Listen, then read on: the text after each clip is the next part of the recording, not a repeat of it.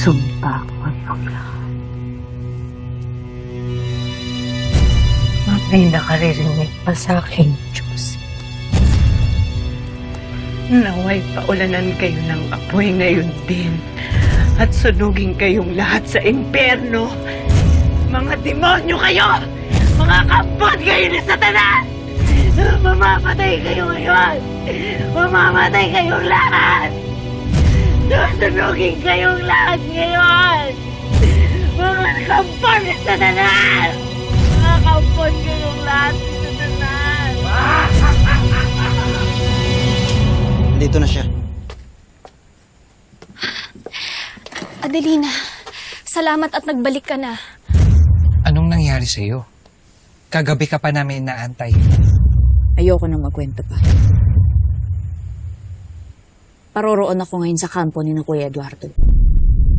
Sasama na ako sa kanilang bangka. Hindi ka na maaaring maglakbay pa, Adelina. Mapanganib na sa buhay mo. Anong ibig mong sabihin?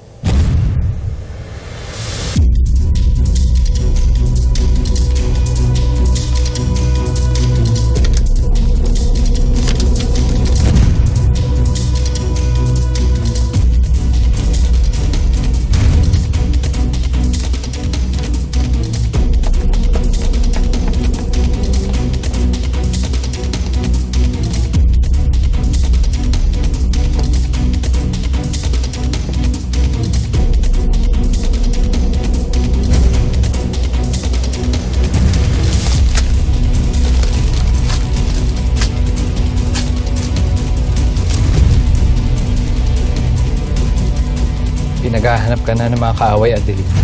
Kilala ka na nila. Alam nila na may kinalaman ka sa bigo nating misyon. Kaya may patong na napakalaking halaga sa iyong ulo. Mas mainam kung magtago ka na muna rito.